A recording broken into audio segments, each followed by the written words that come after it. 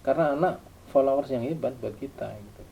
Nah itu maka Quran anfusakum dulu gitu. Kenapa mereka sangat kejam begitu dan mereka mau mengejar kami? Ada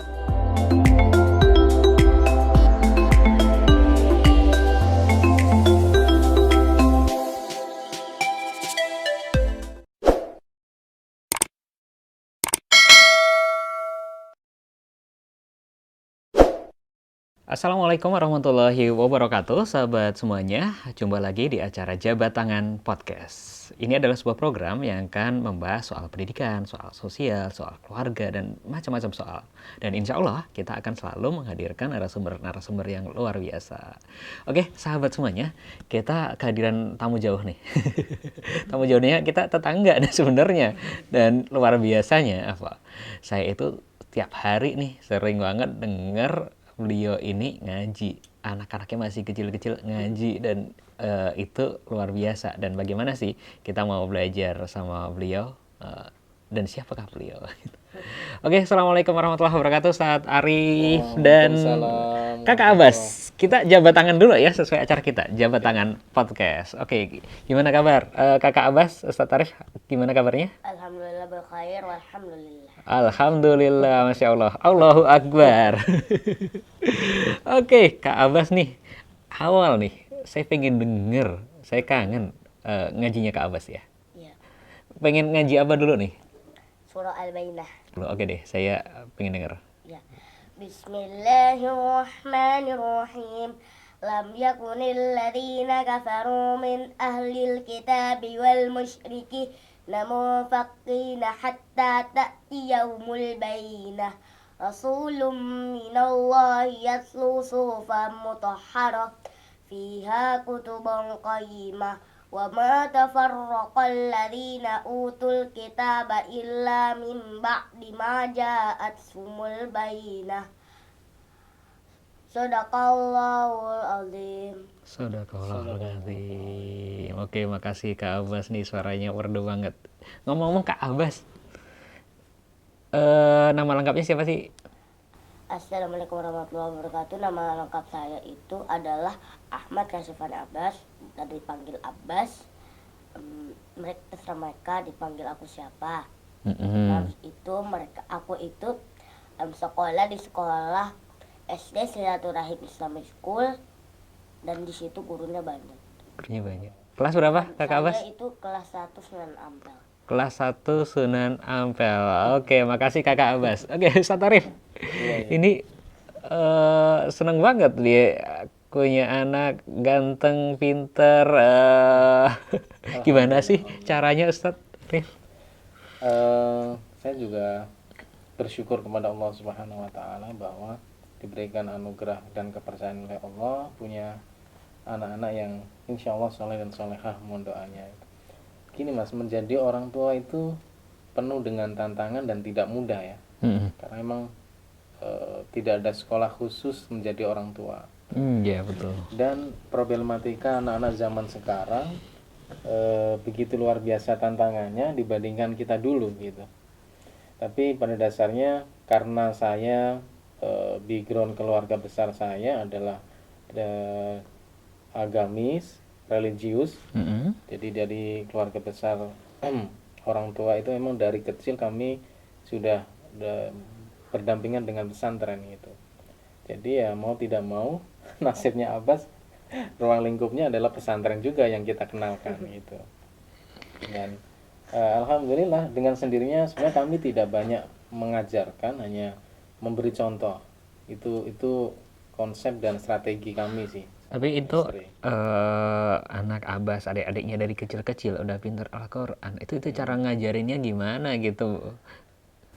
Ya memang ini tidak mudah ya, bahwa dulu kami diskusi sama istri, jadi membangun komitmen bersama, membangun visi bahwa kita harus ciptakan keluarga yang islami gitu. Saya yakin bahwa anak-anak ini sebenarnya masih kertas kosong. Di hadis juga dijelaskan kullu mauludin yuladu alal fitrah, bahwa setiap anak yang lahir itu kondisinya dalam kondisi yang sangat bersih, putih, belum ada coretan apapun gitu loh. Nah, bagaimana kita bisa mendesain kertas itu menjadi apa? Nah, itu tergantung misi dan visi dari kita sebagai orang tua gitu. Nah, ini saya coba ngobrol sama istri karena bagi saya komunikasi dalam keluarga itu sangat penting, termasuk pembagian tugas supaya nanti tidak salah paham gitu. Nah, dari mulai kandungan memang beruntungnya Abbas ini, kami ini kan pasangan yang dulu mendapat keberkahan menikah di pesantren, Mas. Gitu. Jadi background yang Jadi sama backgroundnya ya. pesantren. Jadi Abbas ini sebelum lahir sudah nyantri. Jadi kami menikah di pesantren, kemudian alhamdulillah cepat mendapat keturunan, kemudian hamil. Dalam kondisi hamil ini kita masih dalam belajar. Saya belajar, istri belajar di pesantren. Jadi setiap hari dia udah dengar Al-Quran, ngaji tafsir sama Habib. Saya juga ngaji bareng gitu. Karena ya memang dari mulai kandungan sudah dengar suasana pesantrenan gitu loh. Ngaji, belajar. dan lain sebagainya. Jadi apa namanya, punya cita-cita, punya anak, punya keluarga kayak gitu, sebenarnya cita-cita itu atau harapan itu sudah ada sebelum Ustadz Arif menikah ya? Atau gimana Ustadz? Atau Mengalir sebenarnya. Mengalir. Karena kan anak kita bukan kita ya. Hmm. Jadi saya pun mencoba untuk mengenal anak saya potensinya di mana gitu. Tapi karena mungkin suasana dalam keluarga saya sama istri membangun suasana keluargaan yang Islami, ya maka Abbas ini melihat dan mencontoh kehidupan keluarga yang saya bangun sama istri gitu. Mulai dari kami mengistimewakan kalau habis maghrib baca Quran bersama. Itu semenjak dalam kandungan kita begitu. Setelah subuh kita baca Quran bersama, nanti menyempatkan waktu. Dan istri saya 24 jam menyetel MP3 Quran di Full rumah ya? itu. Kalau memang ya menurut penelitian bahwa anak yang kandungan yang usianya 4 bulan itu sudah bagus pendengarannya gitu kan. Maka kita coba dengarkan Al-Quran setiap hari, walaupun kita bercanda terus main mengerjakan apapun, itu suasana Quran tidak pernah lepas dari pendengaran. Itu juga berdampak ke Kak Abbas ya. Biasanya lagi di restoran makan gitu sambil nunggu makanan dia ngaji nih, murojaah nih. Ya kalau apa-apa murojaah. Ini kan terjadi pada saya sendiri ya, pada keluarga saya, bahwa memang pendengaran itu adalah faktor yang luar biasa pengaruhnya. Ya, apalagi pendengaran itu kalau positif ya luar biasa luar biasa manfaatnya gitu. Maka mumpung masih kecil, terutama buat ibu-ibu nih yang sedang putrinya atau sedang istrinya hamil atau lain sebagainya, tolong suasana Quran diciptakan di lingkungan.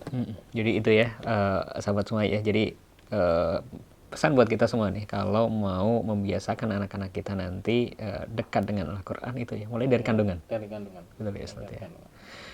Ini Kakak Abbas cita-citanya jadi apa sih Kak Abbas? Cita-citanya itu semua cita-cita. Semua cita-cita. Dan salah satunya pasti hafiz Quran juga ya. Cita-cita kamu apa? Oh banyak. Sebutkan aja apa. Sebutin dong. Jadi tentara, Mm-mm. main bola, Mm-mm. habis Quran, Mm-mm. kecuali astronot. Nggak mau jadi astronot ya. Soalnya astronot tuh susah jalan gitu. Nanti bumi gitu. Jadi koki. Kalau Kak Abbas, kalau di rumah yang ngajarin baca Quran, ngaji siapa? Tentu sih kalau ayah itu lagi berangkat kerja di asrama, Mm-mm. aku itu ngaji sama bunda saya tuh di rumah. Mm-mm. Dan dia bakal dikasih nilai. Oh gitu. Biasanya dapat nilai berapa? Kalau nggak hafal, ya dapat nilai 70. Kalau hafal? Dapat nilai 100. Yeay, keren. Jadi Ustadz Arif apa namanya? Oh iya, sobat semuanya, kita kenalkan ya, Ustadz Arif ini adalah kepala asrama di sekolah SMP IT, SMA IT Insan Mandiri Cibubur Islamic Boarding School. Jadi beliau yang jadi kepala asrama. Jadi ya seperti ini kehidupan pribadi kepala asrama kita luar biasa ya. Jadi bisa jadi percontohan buat kita semuanya. Dan insya Allah nih anak-anak yang di sini bisa jadi dibimbing dengan cara-cara beliau insya Allah gitu. Kerjasama harus kita bangun ya. Kerjasama harus kita bangun gitu. Mungkin kalau pesan buat orang tua nih, kalau mungkin baru hamil, baru apa udah persiapan, tapi kalau yang sudah dewasa anaknya gitu gimana Ustaz? Kalau saya tentunya semuanya adalah pertolongan dari Allah ya Mas. Bahwa kita tidak bisa lepas, jangan mentang-mentang oh anak saya hebat karena saya mengasuh dengan hebat, karena saya mendidik dengan luar biasa. Bagi saya tidak gitu. Semata-mata ini adalah pertolongan Allah gitu. Yang pertama kami lakukan adalah mohon pertolongan kepada Allah, ya Allah, semoga kami bisa menjaga amanah ini dengan baik, kami bisa mewarnai ini dengan baik anak-anak kami ini.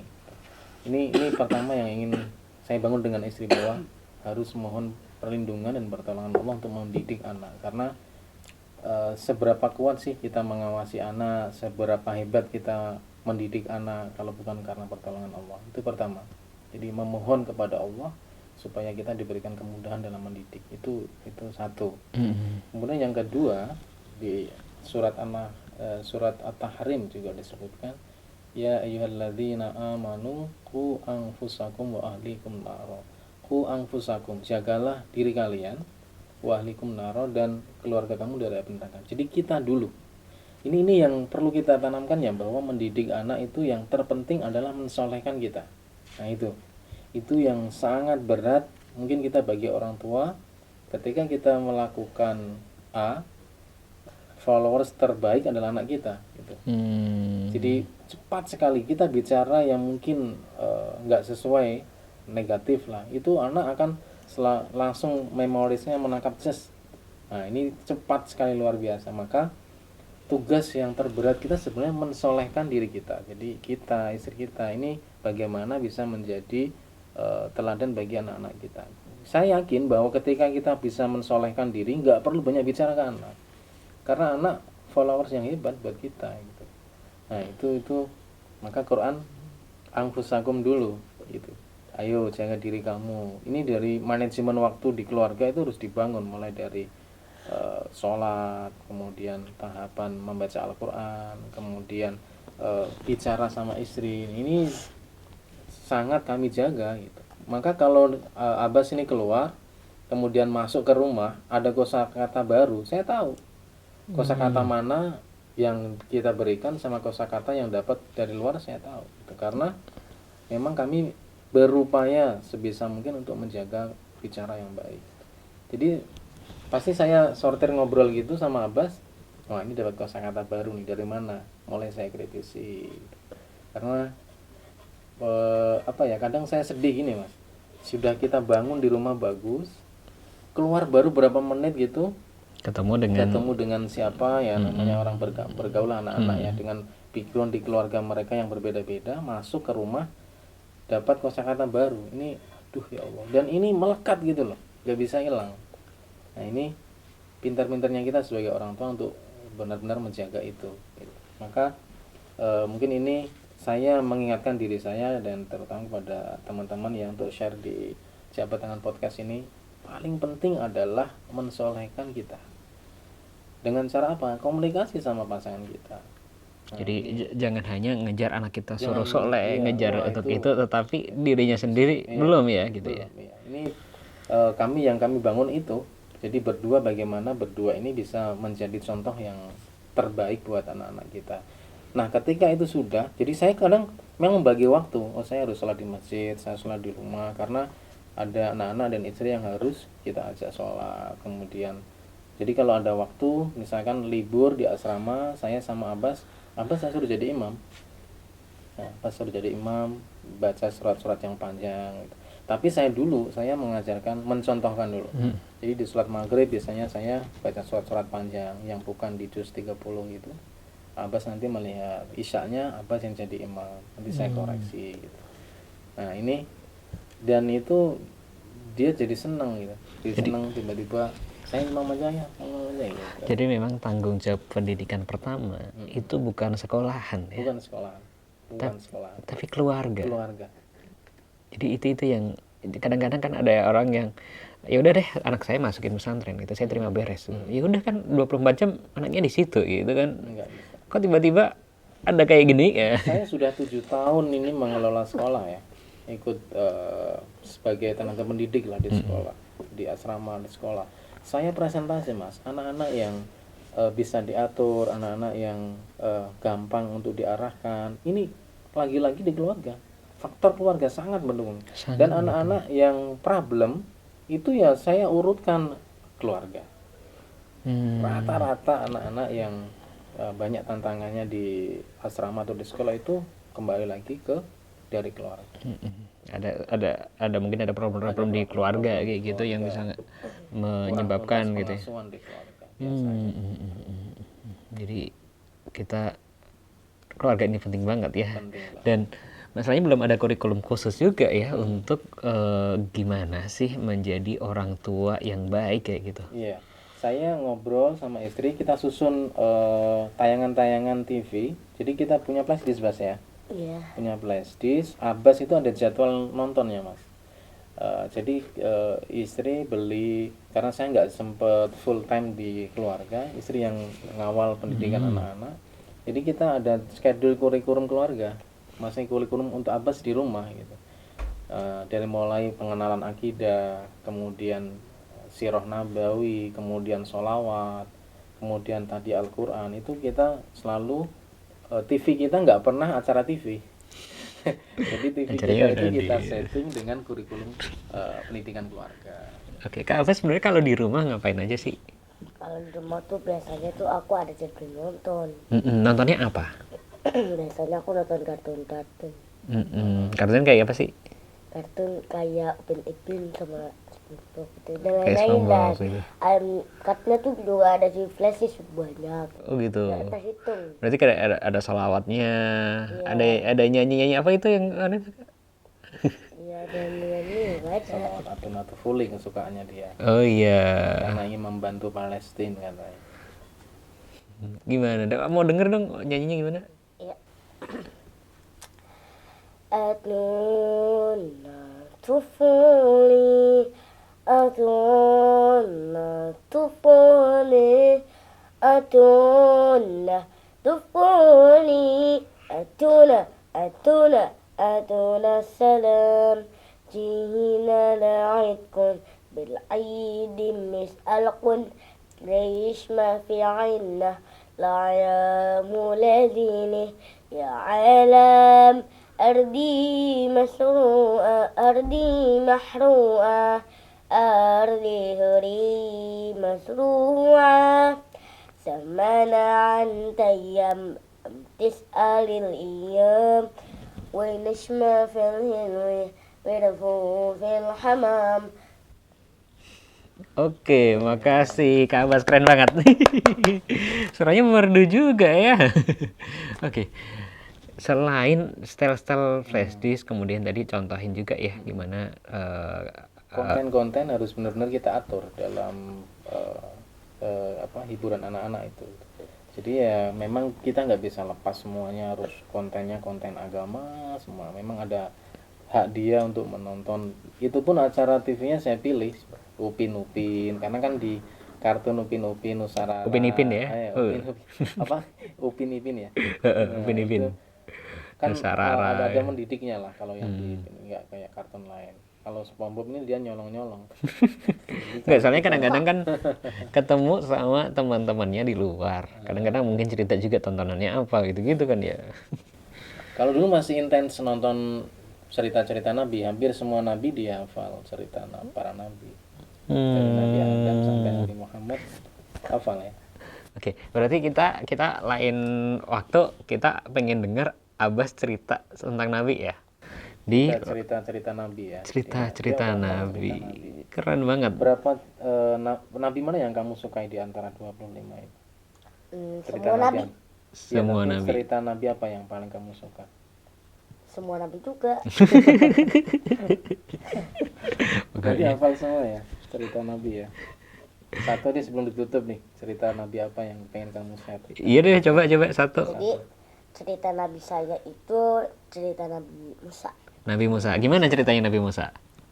yang membelah lautan. Nah, pada suatu hari Bani Israel sedang duduk di antara batu di dekat pohon, lalu bertanya kepada Nabi Musa. Nabi Musa, kita ayo ke Mesir. Lalu Nabi Musa bilang, iya. Lalu mereka ke Mesir, lihat mereka ada pasukan Fir'aun gitu. Mereka panik gitu. Kalau mereka panik ya langsung bilang kepada Nabi Musa, wahai Musa, kita harus segera kabur dari sini karena Fir'aun nanti akan membunuh kita semua. Nabi Musa bilang, bersabarlah wahai kaumku. Dan Nabi Musa pun lalu berdoa kepada Allah Subhanahu wa taala. Berdoanya agar Allah selamatkan Bani Israel dari serangan pasukan Fir'aun dan Fir'aun. Akhirnya mereka pada malam hari Bani Israel dan Nabi Musa pun berangkat, dan Nabi Musa yang jadi pemimpin paling depan. Jadi mereka tiba-tiba berhenti pagi-pagi. Kenapa? Mereka berhenti di seberang lautan. Di situ lautannya, dan mereka tuh nggak ada perahu sama sekali. Dengan sabar Nabi Musa Melemparkan tongkat. melemparkan tongkatnya ke lautan, dan akhirnya lautannya itu bisa terbelah menjadi dua. Lautan ya begini, jadi begini. Nah, habis itu ada jalan untuk menyeberang. Lalu mereka berjalan sampai akhir. Ternyata pasukan Fir'aun dan Fir'aun itu sudah sampai di tepi laut, seakan Bani Israel sudah jalan di jalan itu. Habis itu pasukan Fir'aun itu ngomong ngeyel gitu. Nah, dia bilang, kenapa ada jalan, padahal kan lautan ini kan nggak ada gini. Nah, habis itu ada lagi yang bilang, iya, kenapa ya ada begini-gini. Lalu mereka langsung lihat Bani Israel dari belakang. Itu dia Bani Israel, kejar. Tuh, langsung dia kejar. Dengan sabar mereka berjalan Bani Israel dengan tenang dan sabar. Akhirnya mereka sampai di seberangnya, dan dia udah sampai di samping sini, di seberang. Ini Udah nyebrang laut ya. Ya. Terus Ya. Lalu mereka tuh pasukan Fir'aun sama Fir'aun dari sini. Dia di sini, Bani Israel dan Nabi Musa dari sini. Nabi Musa ke bukit sedikit tinggi, lalu itu dia tuh Fir'aun habis itu sama Allah itu dilautin lagi jadi laut biasa. Akhirnya Tenggelam. Fir'aunnya itu tenggelam. sebelum tenggelam, Fir'aun itu mengakui kesalahannya, tapi terlambat. Akhirnya dia pun mati dan wafat. Dan pasukannya, tapi Allah menyelamatkannya walaupun dia sudah wafat. Dan Bani Israel itu juga panik, kepanikan. Dan dia bertanya-tanya, wahai Musa, apakah Fir'aun dan teman-temannya benar-benar tenggelam di lautan ini? Habis itu ada yang lagi yang nanya, kenapa mereka sangat kejam begitu dan mereka mau mengejar kami? Ada yang bilang, biasakan mereka harus mati di laut, tidak mungkin mereka masih hidup. Bukankah begitu wahai Musa? Nabi Musa berkata, benar wahai kaumku, Fir'aun dan pasukannya tenggelam di lautan itu karena Allah mengazabnya. Kenapa? Karena dia itu sangat tidak beriman pada Allah. Tapi istrinya itu beriman. Tak, istrinya ditinggal.